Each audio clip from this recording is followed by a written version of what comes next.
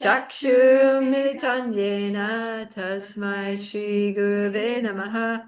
Shri Chaitanya Manovishtam Stapitam yena bhutale Swayam Rupa Kadamayam Dadati Swapadantikam Vandeham Shri Guru Shri Yuta Padakamalam Shri Gurum Vaishnavamscha Shri Rupam Sagrajatam Sahagana Raghunatam Vitam Tam Sajivam Sadvetam Savadutam Parijana Sahitam Krishna Chaitanya Devam Shri Radha Krishna Padan Sahagana Lalita Shri Vishakam Vitamscha Hey Krishna Karuna Sindhu Dinabandhu Jagatpate Gopesha Gopika Kanta Radha Kanta Namostute Tapta Kanchana Gaurangi Radhe Vrindavaneshwari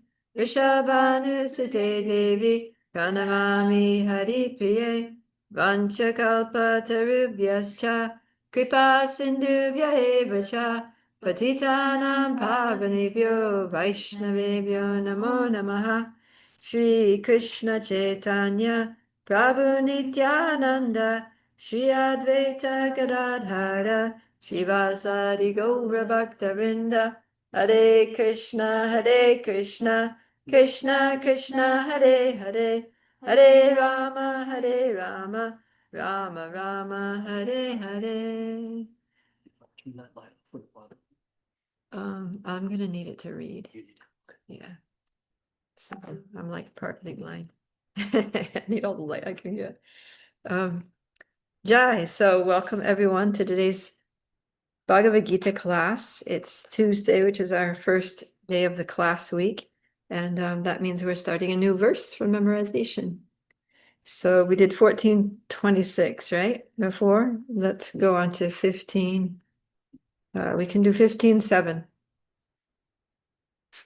15:7. 15:7 is a nice verse, very compassionate verse in which Krishna is declaring his understanding of our condition here in this material world. He's saying, well, Jivas, I know it's not easy. Okay, ready? Mamaivam sho jiva loke, jiva bhuta sanatana, manasastan indriyani, prakriti stani karshati. Let's do it again. Mamaivam sho jiva loke, jiva bhuta sanatana, manasastan indriyani, prakriti stani karshati. So here's the song. The living entities in this conditioned world are my eternal fragmental parts. Due to conditioned life, they are struggling very hard with the six senses, which include the mind. You want to try singing it together? The living entities in this conditioned world are my eternal fragmental parts. Due to conditioned life, they are struggling very hard with the six senses, which include the mind. All right. Good. So we'll continue reciting that at the beginning of each of our classes this week. But in the meantime, we're going to pick up where we left off on chapter 17. Let's see. I don't think I've been. Which one? 11, is it? Oh, yeah, we talked about food. Oh, that's right. We had Isaiah with us. Food. Okay, so we finished the food part and now we're on sacrifices. 17:11. Apalanka shibir yagyo vidhi dishto ya ijyate yashtavyam eveti mana samadaya sasatvikaha. Want to read, Daniel? Sacrifice is the sacrifice performed according to the directions of Scripture as a matter of duty by those who desire no reward. Is of the nature of goodness. Go ahead and read the purport, please. The general tendency is to offer sacrifice with some purpose in mind, but here it is stated that sacrifice should be performed without any such desire. It should be done as a matter of duty. Take, for example, the performance of rituals in temples or in churches. Generally, they are performed with the purpose of material benefit. But that is not in the mode of goodness. One should go to a temple or church as a matter of duty, offer respect to the Supreme Personality of Godhead, and offer flowers and eatables without any purpose of obtaining material benefit. Everyone thinks that there is no use in going to the temple just to worship God, but worship for economic benefit is not recommended in the scriptural injunctions. One should go simply to offer respect to the deity. That will place one in the mode of goodness. It is the duty of every civilized man to obey the injunctions of the scriptures and offer respect to the Supreme Personality of Godhead. Yeah. Yeah. So what Krishna is doing here in this part of chapter 17 is he's going through different things in different modes, right? So we did food, food's in the mode of goodness, food's in the mode of passion, food's in the mode of ignorance. And now he's going through the different sacrifice. So sacrifice in goodness, sacrifice in passion, sacrifice in ignorance. And so this is sacrifice in goodness. So sacrifice means, well, what does sacrifice mean to you? Like how, what is a sacrifice? Divya?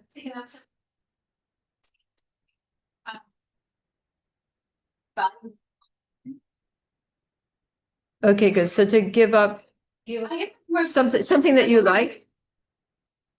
That's sacrifice, like to give up something that you like for a higher purpose, right? Like you sacrifice sleep to go to Mangalarti, right? What are some other things that we sacrifice for a higher purpose? Our time. Okay, yeah, we sacrifice our time to do some service or to even like, education is a sacrifice, right? It's like you sacrifice your time, your freedom, right? Like if you have an exam and there's a party going on, it's like you sacrifice the pleasure that you think you might get going to that party because you need to stay home and study for your exam, for your education, right? Or like, so, yeah, so everybody's making some kind of sacrifice. Yeah. And he says that we have a general tendency, we actually have a tendency to offer sacrifice, but the tendency of most people in this material world is to do it for some kind of selfish gain, right? Like I'm willing to give up something that I like to get something that I like even more, but it's still all about me. It's still about me getting what I want. So that's mode of passion. So what Krishna is recommending here is sacrifice in the mode of goodness is that you're just doing it because it's the right thing to do, right? You're giving up something. Like let's say a guest comes for Bhakti Circle and they come late and they haven't been coming for a long time and they show up late and the prasadam's all been served out and there's nothing left, but you already made your plate and you didn't eat it yet, right? So you might sacrifice your plate and give it to that person because it's the right thing to do, because they're a guest and maybe they were trying to come early, but they got caught in a traffic jam and they came straight from work and they're really hungry and they made a huge effort to come and you're really happy to see them, but you're also hungry, but you're like, you know what? I got a plate here. Don't worry about it. It's take. I want you to. So because it's the right thing, it's the noble thing to do, right? And you're not expecting anything. You're not expecting that person to do you any favor or, anything. It's just like, I just want to give you this prasadam because I should, I feel like it's the right thing to do. So that's the mode of goodness. And also, yeah, sacrifice performed according to the directions of the scriptures. And it's specifically for this age. So yeah, in every age, like every yuga, there's a different kind of sacrifice. So what's the sacrifice for this age? Harinam Sankirtan, chanting the holy names of the Lord. So in previous ages, it was different. It wasn't the sacrifice of like in the Satya Yuga, it was meditation, like silent meditation for long periods of time. Yeah. Does everyone accept these? For example, like we have here.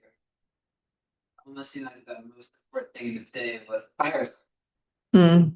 So is it only Gaudiya Vaishnavas that Kirtan is the process for Bali?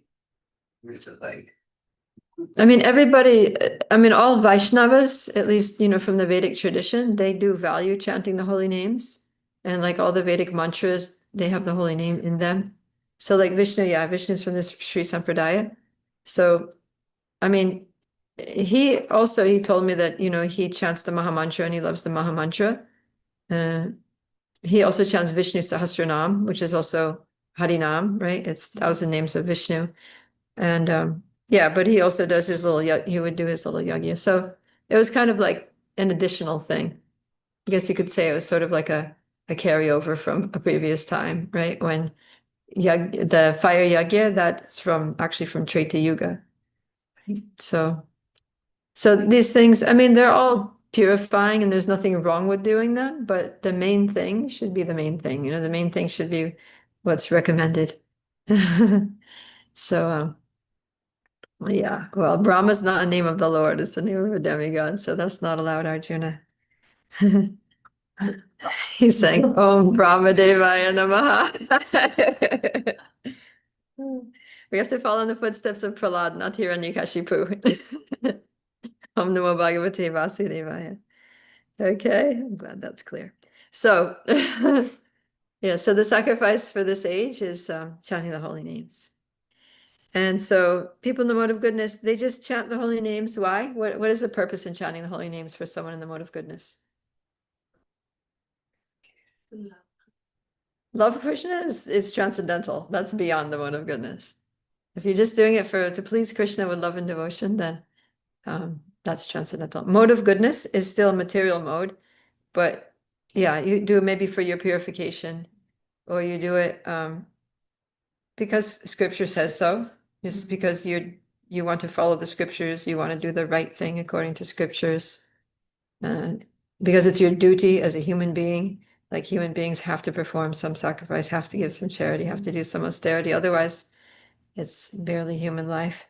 So it's like, okay, I'm a human being. My duty is to do some sacrifice. The scriptures say in this age that the sacrifice is to chant Hare Krishna. So I'll do it because it's my God-given duty. And I want to be a responsible human, right? It's more like that for a person in the mode of goodness. But they're not desiring they're not trying to get anything out of it. They're not doing it like asking, okay, Krishna, I'm going to chant 16 rounds of this Hare Krishna mantra, and you're going to give me, you know, a nice husband and a nice house and a lot of money and beautiful children and, you know, social like respect and appreciation, community, and like, you know, a trip to Vrindavan every year and whatever, right? So of course those things are not necessarily bad, but yeah, the person is in the mode of goodness is not asking for anything. They're just like, I'm just doing this because it ought to be done. Okay. All right, now let's see the difference here, going on to sacrifice in the mode of passion. Abhisandayatu palam dambartam apichayavayat ijyate bharata shrestha tam yagyam vidhi rajasam. Pragati? But the sacrifice performed for some material benefit or for the sake of pride of chief of the Bharatas, you should know to be in the mode of passion. Purport. Sometimes sacrifices and rituals are performed for elevation to the heavenly kingdom or for some material benefits in this world. Such sacrifices or ritualistic performances are considered to be in the mode of passion. Yeah, so when Prabhupada, in the previous purport, when Prabhupada said, everyone thinks that there's no use in going to the temple just to worship God. He's talking about people in the mode of passion, like, well, you know, why are you going to the temple? I'm just going to worship the Lord. Why would you do that? It's pretty pointless, right? For someone in the mode of passion, it's like, well, what are you going to get out of that? Like, how is that going to help you get ahead? You know, like, what are you gaining from that?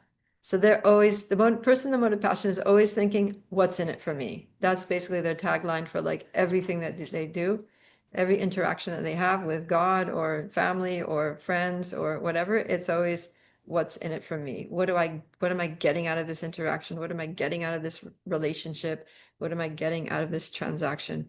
Like everything that they do is materially motivated.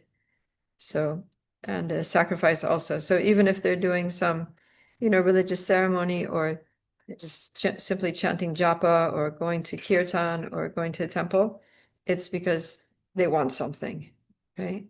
And most people in the material world are like this. You know, I always remember that this one devotee, he made it, he went to Govardhan Hill on a day when Govardhan Parikram, and a lot of people were doing Dandavat Parikram. So he was seeing all these people and they seem like so devotional, you know, they're like praying intensely and they're doing this austerity, like Dandavat Parikram for hours and hours. People are like this level, you know, they're really sincere devotees. So then he thought, let me just interview them. So he was from Europe. He was from like the Netherlands or something. Anyway, so he got a Hindi speaking friend to come along and ask them the question in Hindi, like, you know, what's your name? What are you doing? And so they'll say their name. I'm doing the Govardhan Parikram. And, you know, what is your inspiration? Like, what is the reason? Why are you doing this? And then it was almost comical, you know, it was like so funny. It's like this, like, you know, old Indian auntie, she would be like, you know, covered in dirt and everything from lying on the ground there. And she'd be like, my son is 37 years old and he hasn't gotten married yet. It's a big problem, and we're praying to Giriraj to, you know, bring him a wife. You know, and there was always some story like that, or somebody was sick and they needed to get better, or their daughter was trying to get pregnant and couldn't have a baby, or, you know, the child was not doing well in school and, you know, he needed to pass his exams and get into IIT, or, you know, something, you know, it was always like 99.9% of them, it was like that. Yeah. Maybe somebody was just like, oh, this is my religion or something, you know, this is a religious thing. But generally, they were very focused on something that they wanted, something very specific that they were asking for. And they were kind of like, all right, God, so I do this for you, you do this for me, right? That's kind of what it was. So, but Prabhupada says, worship for economic benefit is not recommended in the scriptural injunctions. Once it should simply go to offer respect to the deity. So this mode of passion,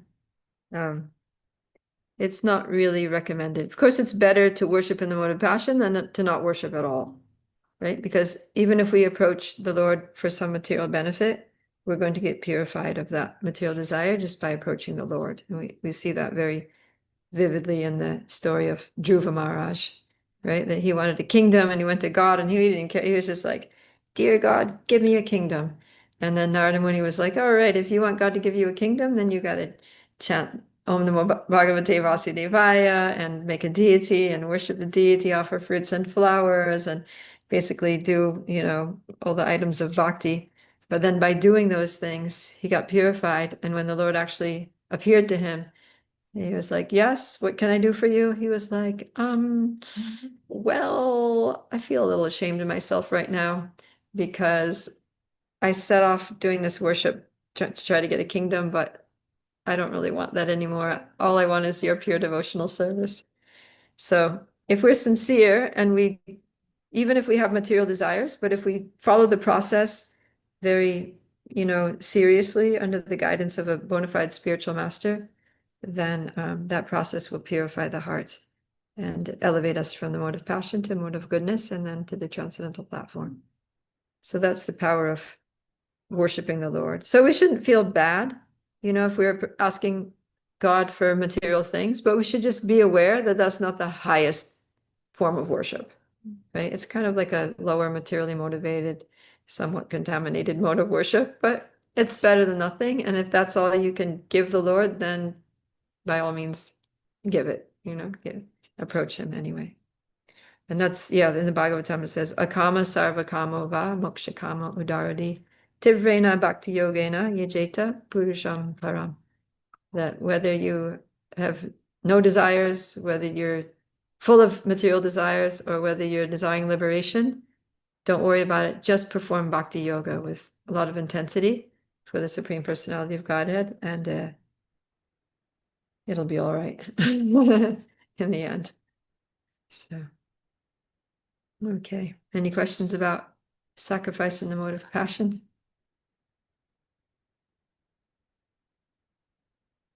I just like how you can give something out of selfish means, like a sacrifice, and Krishna will just turn it into appreciation and love for him over time. Like you can give whatever it is that you have. Hmm. I like that a lot. Yeah, Krishna's very good like that. He just makes everything good. That's what he does. So whatever we are, whatever we approach him for, whatever level we're at, Krishna just like accepts that and then he purifies it and elevates it and sanctifies it and eventually makes it beautiful. Okay, so let's go now to sacrifice in the mode of ignorance. Vidhihinam asrishtanam mantrahinam adakshinam shraddha vidahitam yagyam tamasam parichakshate. Aruna? Any sacrifice performed without regard for the directions of scripture, without distribution of prasadam, spiritual food, without chanting of Vedic hymns and remuneration to the priest, and without faith is considered to be in the mode of ignorance. Faith in the mode of darkness or ignorance is actually faithlessness. Sometimes people worship some demigod just to make money and then spend the money for religion, ignoring the scriptural influences.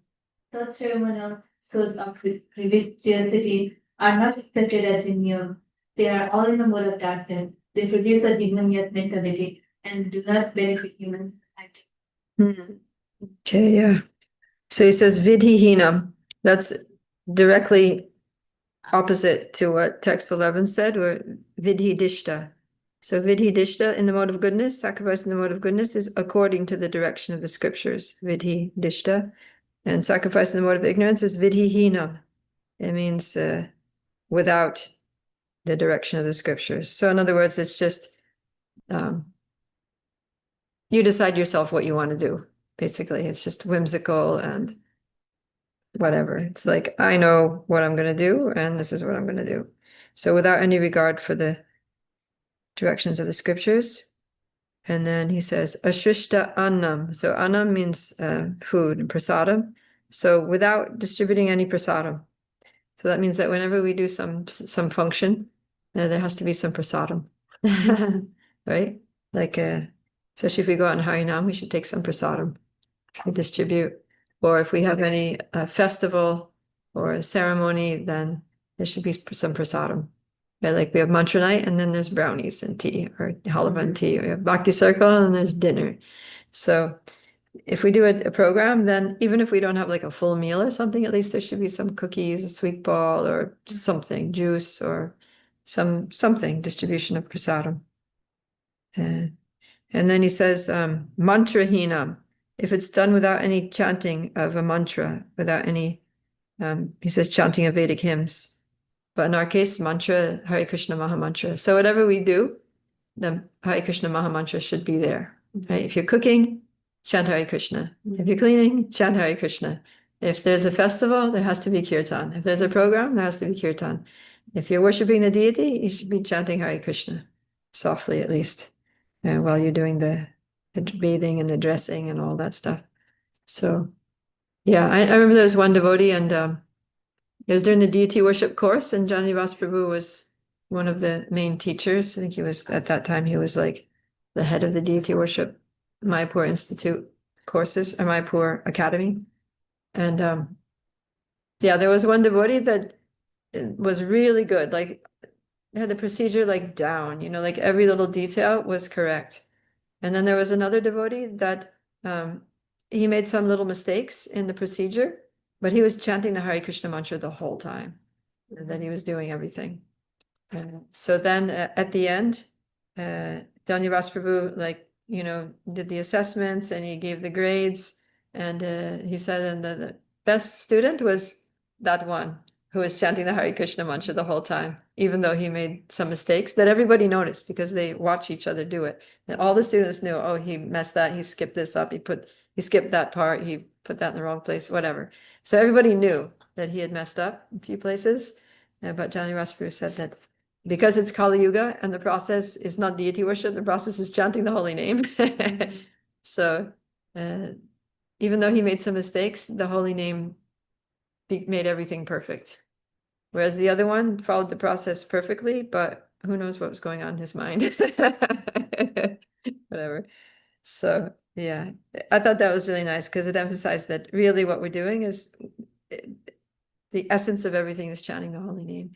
And when Prabhupada was just installing the deities there in Vrindavan, Krishna Balaram Mandir, he invited some priests and some local pujaris to do the ceremony and all the rituals and everything. But then Prabhupada at the same time, he had his own devotees, his disciples doing kirtan the whole time, like for 3 days. It's 3 day ceremony and 24-hour kirtan those 3 days. And then at the end, the devotees were a little confused because they were like, Prabhupada, these local Brahmins, they were doing all these things. You never taught us those things before. And then Prabhupada said, don't worry about what they were doing. It doesn't matter. And then and then Prabhupada said, well, if it doesn't matter, why did you like hire them? Why did you invite them to come and do it? And he said, well, because if they don't do the installation of the deities according to the way that they think it should be done, then they won't accept the deities as being properly installed, and they'll basically like just not accept the temple. They'll like blacklist the temple. Like, this is not a real temple. This is just a bogus, whatever, like dollhouse temple. So, yeah. But then Prabhupada said that, but factually, we didn't need to do any of those things. The kirtan was enough. We could have, he said, we could have installed them with kirtan alone, because that's the process for this age. And none of those things really even bears fruit in this age. The only thing that really like has potency is the holy names. So of course those things are, purifying, and they're nice, people, they're attractive, people like them, but the main thing is the holy name. So yeah, mantra has to be there. Without mantra, mode of ignorance. And then adakshina. So also whenever there's some sacrifice, then there's going to be some priests doing things, and you need to give them some dakshin. Dakshin means a donation, right? Either give them some money or cloth or something, right? Give them some dakshina. And otherwise it's in the mode of ignorance. And then the next thing is shraddha virahitam. If you do it without faith, so you're doing the whole thing, but you don't have faith in what you're doing. You're just like going through the motions, doing it mechanically. It's just a dry ritual. You don't believe in what you're doing. You're just like, whatever. Then that's also in the mode of ignorance. So yeah, we have to remember that too when we're chanting the holy name in japa or in kirtan, that if we don't have faith in the chanting of the holy name, then basically it's in the mode of ignorance, right? It's not gonna have the same results as if we chant with faith. So that's important. So if we don't have faith in the chanting, then it's good to, hear about the holy names and understand really why we're chanting, what these holy names are, where they come from, what they mean. And yeah, I'm actually working on a book about that called The Ancient Roots of Kirtan, which explains all about the origins of the holy name and everything and how to chant. So yeah, the more we understand about it, then the more we're going to be like, okay, that makes sense. Let me try it. And then the more we actually sincerely try chanting, then the more we start to experience, the magic. You start to experience the potency of the holy name, how it actually makes us feel really good, and how in time it purifies us, how it, shifts our perspective on the world in ways that are very illuminating and gives us clarity, and we actually start to feel Krishna's presence, right? In the beginning, it's just kind of like, all right, I feel all peaceful and nice and meditative, right? Like it relieves me from stress, it calms me down, helps me be centered and focused, and that's all good. And then as we keep going, then we start to get more actual like spiritual experiences, like positive spiritual experience. Because first is like negating the negative material experiences, right? And getting free from stress means I'm just eliminating the negative, not actually progressing to the positive. So at first we eliminate the negative, and then we start actually like making spiritual progress and feeling Krishna's presence, feeling Krishna's mercy, feeling like Krishna is here and I'm talking to him, I'm spending time with him, I'm associating with him right now in this space, this japa space, and it becomes very sweet. And that gives us more and more faith, right? All these transformations of consciousness, and gradually we get a very strong taste for chanting. Yeah. Is it encouraged to share? Yeah, that's what, devotee sangha, devotee association is meant for. It's like, yeah, if you have a spiritual experience and then, you tell a devotee, then your realization or, how that give you faith, especially, then that helps nourish the other person's faith, right? And give them like hope that, oh wow, I hope that one day I'll have that kind of realization, or it makes them realize, oh wow, the holy name actually is powerful. Other people are having really deep connections and experiences with chanting or serving, and I want that too, and it increases our eagerness for it, and then Krishna reciprocates with our desire. So yeah, it's really good. And also it's like, yeah, if you say something like, I had this experience, and then someone's like, oh yeah, felt the same thing, that's like crazy, it's like, and then you start to feel like this is like so real, Krishna's really God, and the holy names are really very spiritually potent, Krishna's really present in his name, and it works. The process of bhakti works. So that's always a good thing. Okay. Yeah. So we want to try to do everything right, do everything according to scripture, try to do it purely, make sure we do all the things like have everything done according to scripture, distribute prasadam, put faith in what we're doing, give donation to the priests, make sure the Hare Krishna mantra is there, and then everything becomes nice, right? Yeah. Okay, so that's sacrifice. Any questions about sacrifice in the modes? Or thoughts? Some people they encourage like not to share our spiritual realization, like our like intimate relationship. Sometimes we might seem a dream of like sannyasi dreams or something, or we might like meditate so hard and we can get this realization. Some people they encourage maybe not to share everything.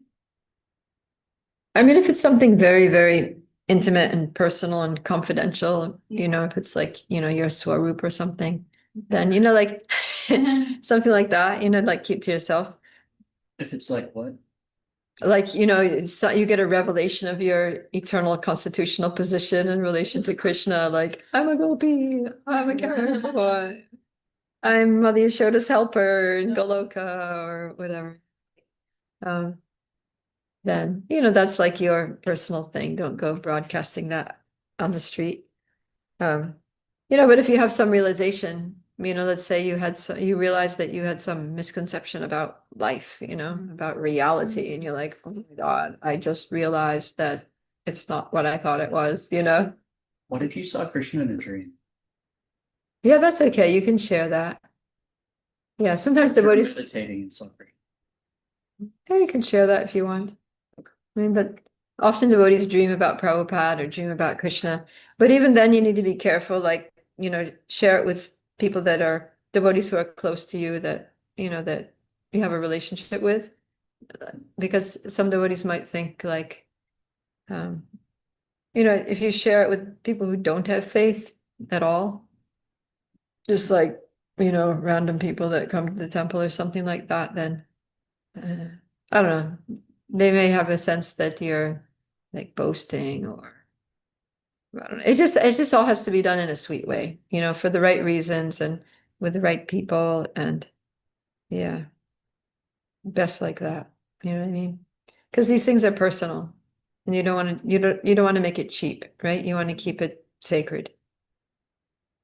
I think they deny not to say when like a devotee is very new and he may like as you said that he may go with anyone and say that hey I got this and have an ego within himself like okay I'm the one I Krishna comes in my dream and the egoistic feeling can make them fall down.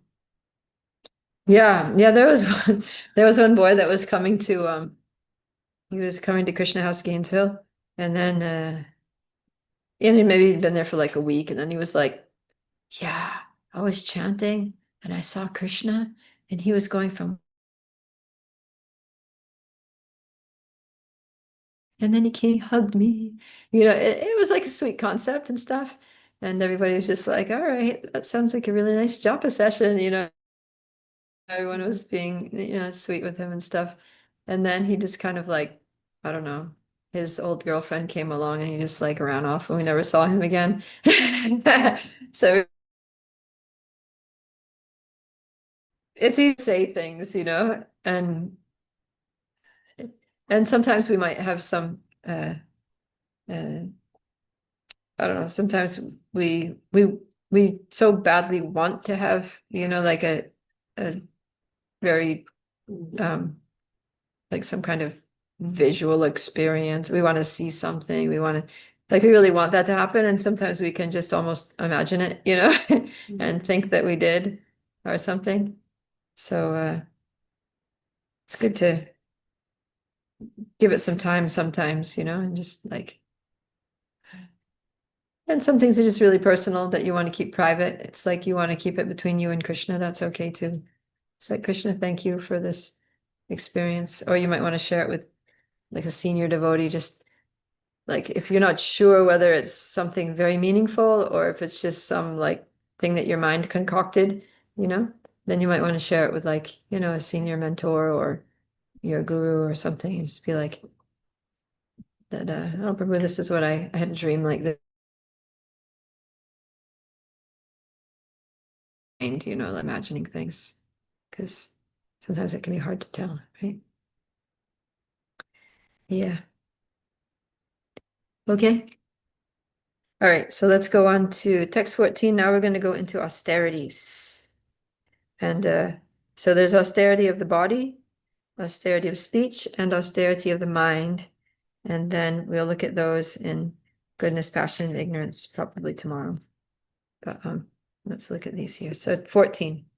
Deva Dvija Guru Pragya Pujanam Shocham Arjavam Brahmacharyam Ahimsa Cha Shariram Tapa Uchyate.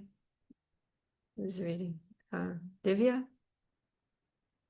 Austerity of the body consists in worship of the Supreme Lord, the Brahmins, the spiritual master, and superiors like the father and mother, and in cleanliness, simplicity, celibacy, and non-violence.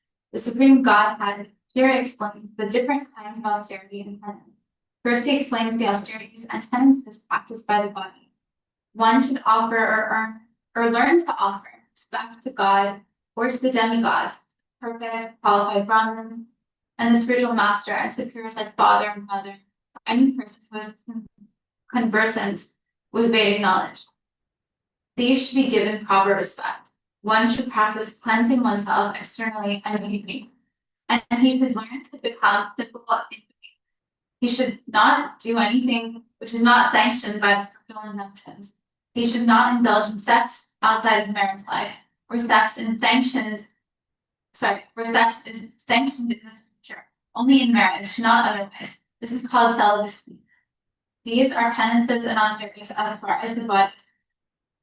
Right. So yeah, austerities of the body are things that you actually do with your physical body or refrain from doing with your physical body. So first of all, there's some things that you do, and that is worshiping superior personalities like the Lord, for starters, and not only the Lord, but the spiritual master, who's the representative of the Lord, the Brahmins, who are very dear to the Lord, and then superiors like our parents, who take care of us when we're totally helpless.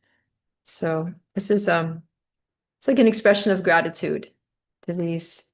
It's less of a hierarchical thing, and it's more of an appreciation of, knowing what they've done for us and wanting to give back and wanting to serve them, offer them something, and honor them, pay obeisances to them, right? To the Lord, to the Guru, to the Brahmins, like that. In India, the children pay obeisances to their parents, or they touch their feet every day, put on the head.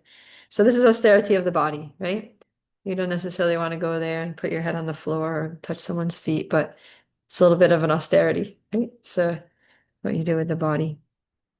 And then cleanliness is an austerity of the body, especially when it's like cold. You don't want to get in the shower, right? You'd rather just stay in your nice warm pajamas with a blanket around you or something. So cleanliness, sometimes it's a pain to like wash your hair and shave and, do your laundry and stuff. But yeah, so cleanliness is something that we have to do. Simplicity is an interesting one as an austerity of the body, because the body tends to, senses want a lot of comforts and like luxuries, right? Like nice things, nice soft clothes and silks and cushions and bubble bath and, makeups and, all kinds of things to make the body more and more comfortable. It's practically unlimited, the body's never comfortable enough because the body by nature is an uncomfortable thing to be in. So no matter how many comforts you try to give it, it's always going to be uncomfortable. So the point is, just keep it simple. It's not going to be comfortable anyway. It's like I used to tell my kids on Ekadasi, because they would always be hungry on Ekadasi, because it's like, when you're a growing child and you're used to eating like grains and beans and you need all that energy because you're a kid and you're active and growing and stuff. On Ekadasi, it's like, potatoes and tapioca and like fruits and nuts and things. So no matter how much, they always be like, I'm hungry. And then I would give them some, mashed potatoes or applesauce or, nuts or something. They eat that. And then 5 minutes later, like, anything else to eat? And I'm like, look, you know what? It's Ekadasi. No matter how much you eat, you're going to be hungry because it's Ekadasi. So I guess in those days we didn't have quinoa. Not in India anyway. So it was like potatoes. You can only eat so many potatoes before you just like, you know what? Yeah, I'll just stay hungry. Anyways, so sometimes it's just like, just be simple, because no matter how many comforts you try to give yourself, you're still going to be uncomfortable. So just keep it simple, and just be tolerant and save time and energy for more important things. And then celibacy, so that's what you don't do with your body, is you don't have sex outside of marriage, and that's an austerity for the body, because the genitals are always pushing us to go that direction. So little austerity, we tell the genitals, just wait. You'll have your time after marriage. Kalakandra would always say, we're not saying no, we're just saying wait. Wait until the time is right, You can have sex, just wait, get married, Until you're like spiritually mature, you're of a, physically, mentally mature, you're in your mid-20s or something, a little grown up, your brain's developed, you can make right decisions, you're materially well situated, you have, some financial stability, and then, then you go ahead and have sex and have children and, so I'm not saying no, we're just saying wait. Yeah. And then nonviolence. Yeah, nonviolence is an austerity of the body, because sometimes you get angry and you really want to like throw something or punch somebody or and so you have to be like, all right, body, no, you're not doing that. Fists, I can see you tightening up. Nope, we're not going there, like that. So it's basically getting the body under control, not physically, not allowing yourself to get violent, not allowing yourself to have illicit sex, not allowing yourself to be overindulgent, not allowing yourself to just stay dirty, and then showing respect to respectable people who've helped us. Make sense? Okay. So now austerity of the speech.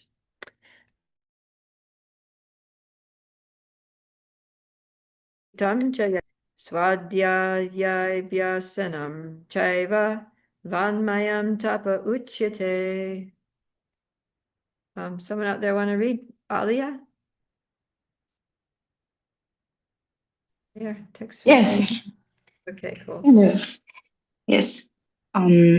Austerity of speech consists in speaking words that are truthful, pleasant, beneficial, and not agitating to others, and also very reliably reciting Vedic literature. Purport.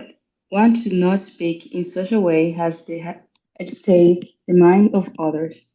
Of course, when a teacher speaks, he can speak the truth for the instructions of his students. But such a teacher should not speak to those who are not his students if he will agitate their minds. This is penance as far as talking is concerned. Besides that, one should not talk nonsense. The process of speaking in spiritual circles is to say something upheld by the structures. One should at once quote from the scriptural authority to back up what he is saying. At the same time, such talk should be very pleasurable to the ear. But such discussions one may derive the highest benefits and elevate human society. There is a limitless stock of Vedic literature, and one should study this. This is called penance of speech. Yeah, thank you. Yeah, so this is one of the things that Rupa Goswami talks about. We need to control the urge to speak sometimes because, yeah, loose lips sink ships, as the saying goes. And sometimes we just want to blurt something out, whatever's on our mind, and it ends up being hurtful. Or, yeah, we kind of like say too much, and then people can use what we've said against us in different ways, or we just yeah, offend somebody, or we might say a good thing but to the wrong person and they get agitated or annoyed, or yeah. So Krishna gives us some guidelines for when to speak. So he says that first of all we should speak the truth. So don't bother if you're gonna lie, just if you feel like lying, just don't say it. You know, if you can't speak without lying, then stay quiet, because lies are not helpful. So speak the truth. And then, of course, there's many things that are true that also we shouldn't say, right? It may be true that somebody's, fat and ugly or something, but you don't walk on to me like, hey, you're fat and ugly, right? Even though it's true. So the second thing is that it should be pleasing.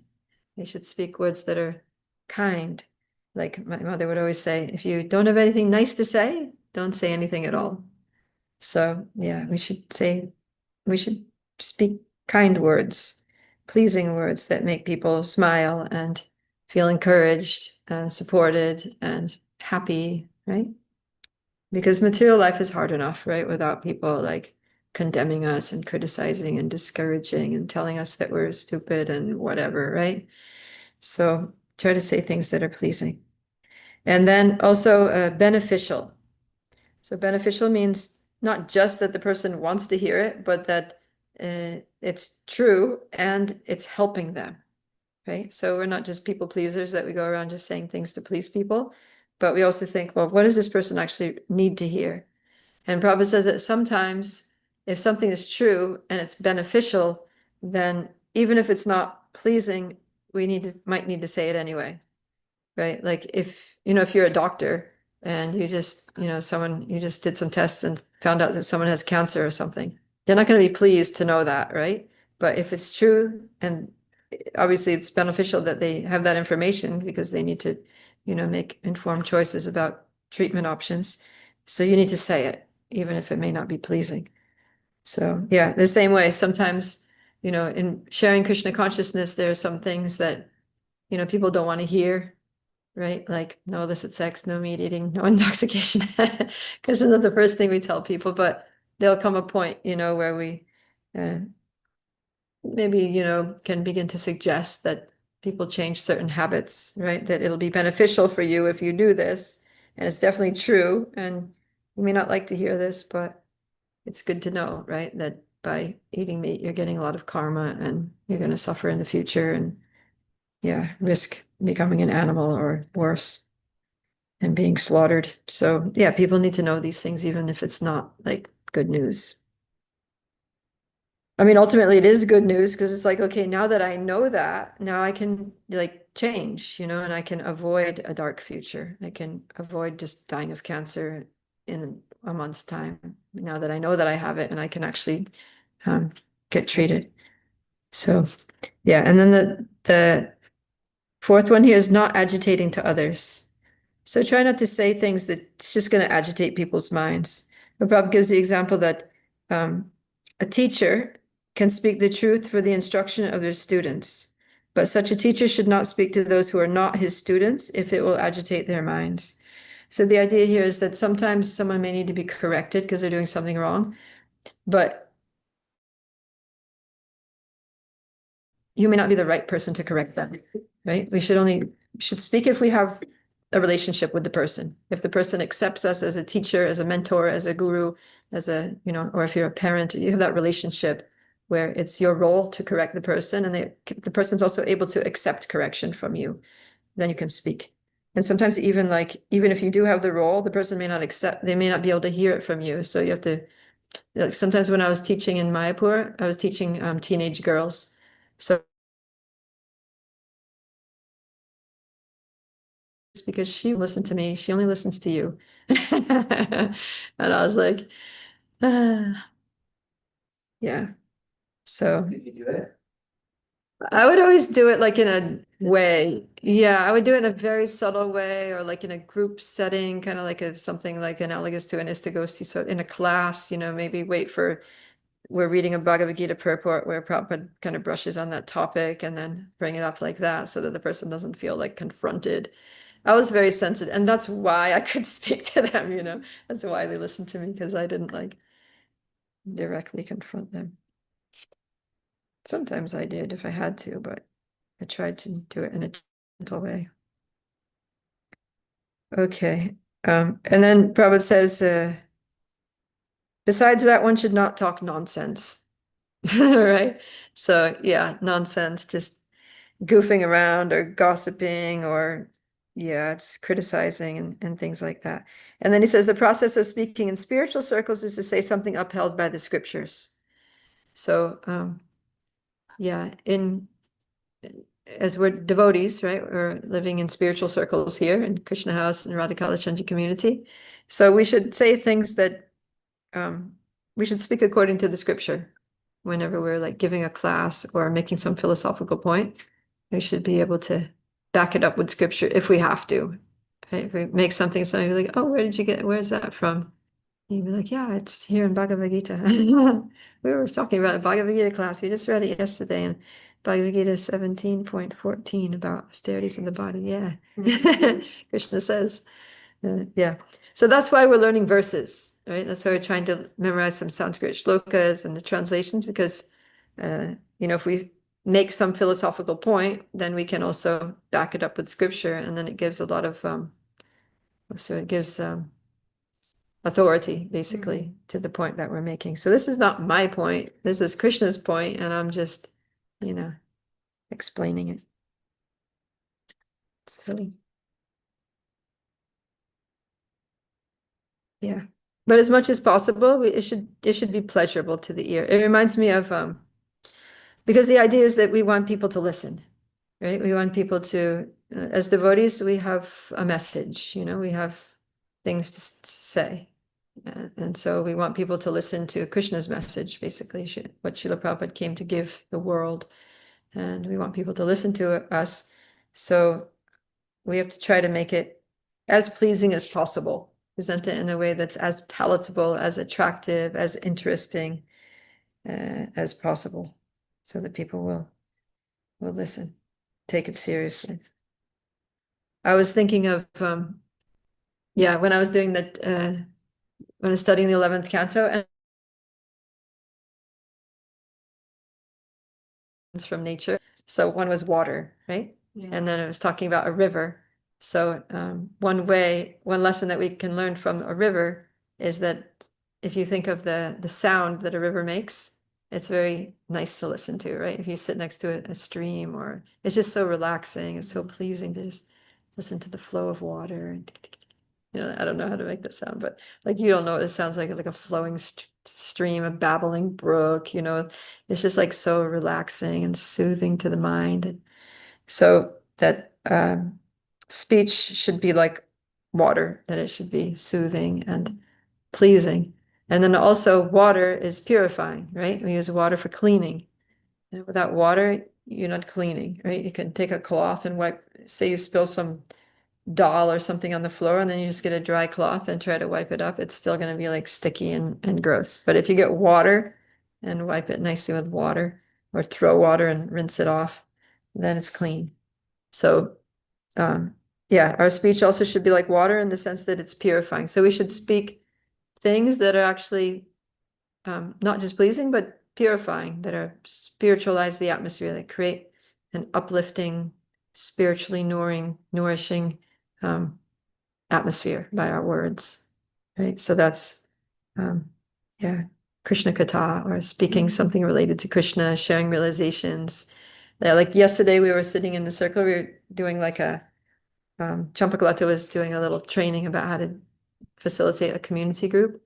And so she demonstrated how to do it, and we read from Bhagavad Gita, and then everybody went around the circle, and like she put a reflection question out there. Kind of like brought mood up, and it was like really sweet, nice little bonding experience. Kind of like Bhakti Circle, right? What we do for Bhakti Circle. It's just very like, it's purifying, right? You feel like, ah, this is so nice. So, yeah, so that's speech in the mode of goodness. Yeah. Austerity of speech. That's austerity of speech, is speaking in that way, speaking in a way that not agitating, that's beneficial, that's pleasing, that's related to Krishna consciousness, it's truthful. And if we always speak like that, then people will always want to talk to us. Yeah. Okay. All right, so we'll get to austerities of the mind tomorrow, because this is really nice. I love the part about austerities. The next verse is basically Krishna's formula for good mental health, the austerities of the mind. So we'll get into that tomorrow. All right, any thoughts anyone wants to share about these? I just had a question of, sometimes what happens is,